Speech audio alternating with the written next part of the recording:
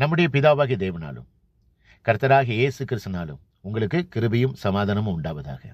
இன்றைக்கு நம்ம என்ன தியானிக்க போறோம்னா, இன்னைக்கு பரிசுத்த வேதாகமத்தில் அநேக பரிசுத்தவான்கள் எழுப்புதலுக்காகவும் சுவிசேஷத்திற்காகவும் எத்தனையோ பேர் இரத்த சாட்சியாக மறிச்சிருக்கிறாங்க, கஷ்டப்பட்டிருக்கிறாங்க, பாடுகளை அனுபவிச்சிருக்கிறாங்க.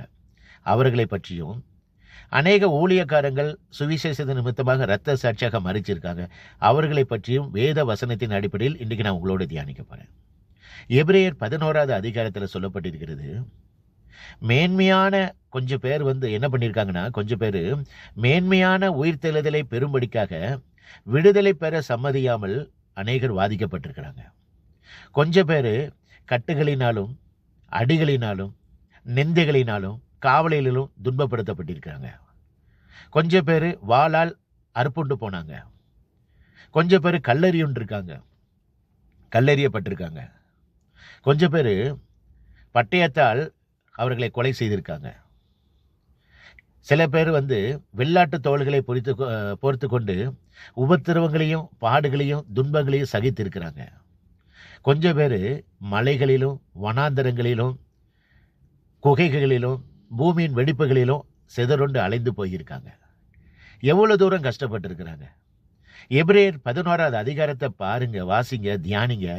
நம்மளாம் ஒண்ணுமே கிடையாது.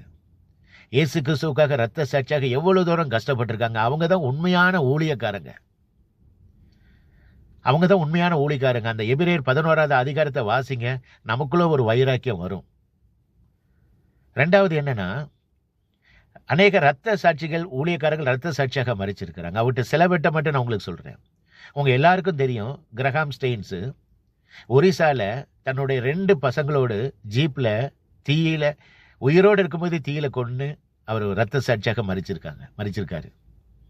அதே மாதிரி தோமாஸ் சென்னையில இரத்த சாட்சியாக மறிச்சாரு. ஒரு ஊழியக்காரன் அவருடைய ஸ்டேட்மெண்ட் என்ன தெரியுமா? பல வருஷமாக சிறையில் அவரை துன்பப்படுத்தி இருக்கிறாங்க.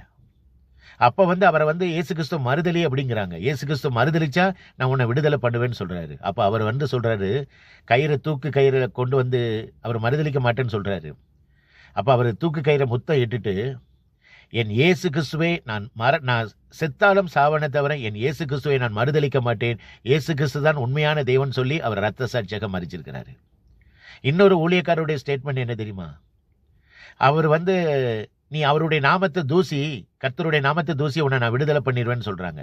அப்ப அவர் சொல்றாரு, எனக்கு 86 வயசாகுது, இந்த 86 வருடமும் கர்த்தர் எனக்கு ஒரு தீங்கு கூட பண்ணலையே, நான் அவரை எப்படி நான் தூசிப்பேன்னு சொல்லி ஒரு இரத்த சாட்சியாக மறிச்சாரு.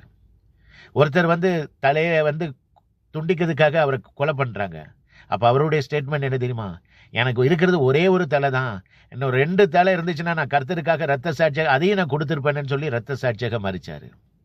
ஒரு ஊழியக்காரருடைய ஸ்டேட்மெண்ட் என்ன தெரியுமா? நம்ம எப்படி சாப்பிடுறது போல நம்ம இரத்த சாட்சியாக யாரெல்லாம் மறிப்போன்னு சொல்லி என்ன தீர்மானம் பண்றாங்களோ அவங்க தான் தேவ பிரசன்னம் அவங்களுக்குள்ள இருக்குன்னு சரி ஒரு ஸ்டேட்மெண்ட், ஊழியக்காரருடைய ஸ்டேட்மெண்ட் இருக்குது. இன்னைக்கு நம்ம எப்படி இருக்கிறோம்? இன்னைக்கு நல்லா கேட்டுக்கோங்க, யாரெல்லாம் நம்மளை விரோதமாக எழும்புறாங்களோ அவங்க தான் கண்டிப்பாக மனம் திரும்புவாங்க. நீங்க நல்லா செக் பண்ணி பாருங்க. நமக்கு விரோதமாக, நம்ம சுவிசேஷத்தின் நிமித்தமாக நம்ம யாரெல்லாம் நம்ம சுவிசேஷத்தை சொல்றோமோ, அவங்க யாரெல்லாம் நமக்கு விரோதமாக சுவிசேஷ நிமித்தமாக நமக்கு விரோதமாக எழும்புறாங்களோ அவர்கள் மனம் திரும்புவார்கள். 2வது முக்கியமான சங்கீதக்காரன் சொல்லியிருக்கிறாப்ல, இந்த சுவிசேஷத்தின் நிமித்தமாக நமக்கு யாரெல்லாம் விரோதமாக எழும்புறாங்களோ அவர்களை பார்த்து கர்த்தர் நகைக்கிறார். சங்கீதம் 2வது அதிகாரத்திலும், சங்கீதம் 37வது அதிகாரத்திலும், சங்கீதம் 59வது அதிகாரத்திலும் கர்த்தர் அவர்களை பார்த்து நகைப்பார் என்று சொல்லியிருக்கிறது. அதனால வாழ்கிற ஒரு தீர்மானம் பண்ணுங்க. வாழ்கிற ஒரே ஒரு வாழ்க்கை, அது கிறிஸ்துவுக்கென்று வாழணும். இனி வாழ்வது நான் அல்ல, கிறிஸ்துவுக்காக வாழணும். எத்தனையோ நன்மைகளை அவர்கிட்ட இருந்து நம்ம வாங்கிட்டோம். ஆனா அவருக்குன்னு நம்ம எதுவுமே செய்யல. நமக்காக அவர் ஜீவனையே கொடுத்தாரு. நமக்காக அவர் இரத்த சாட்சியாக மரித்தாரு. நம்மளும் அவருக்காக நம்ம ஏதாவது செய்யணும். அதுக்கு செய்கிறது என்ன தெரியுமா செய்யணும்? சுவிசேஷத்தை அறிவிக்கணும். கர்த்தரை பற்றி அறியாத ஜனங்களுக்கு நம்ம சுவிசேஷத்தை அறிவிக்கணும். நரகத்துக்கு போற ஆத்துமாக்களை தடுத்து நிறுத்தி பரலோகத்துக்கு கூட்டி கொண்டு வரணும்.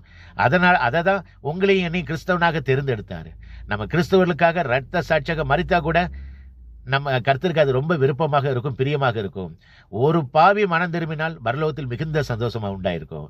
அதனால பேரளவுக்கு கிறிஸ்தவங்களா இல்லாம, சும்மா ஒரு வட்டத்துக்குள்ளே என் குடும்பம், என் குழந்தைன்னு இல்லாம, கிறிஸ்துவுக்காக வாழ்கிற ஒரே ஒரு வாழ்க்கை, அது கிறிஸ்துவுக்கென்று வாழணும்னு சொல்லி ஒரு தீர்மானம் பண்ணுங்க. கர்த்தர் உங்களை ஆசீர்வதிப்பாராக. இந்த உலகத்தில் உண்மையான ஒரே ஒரு தெய்வம் இயேசு கிறிஸ்து ஒருவர் மட்டுமே.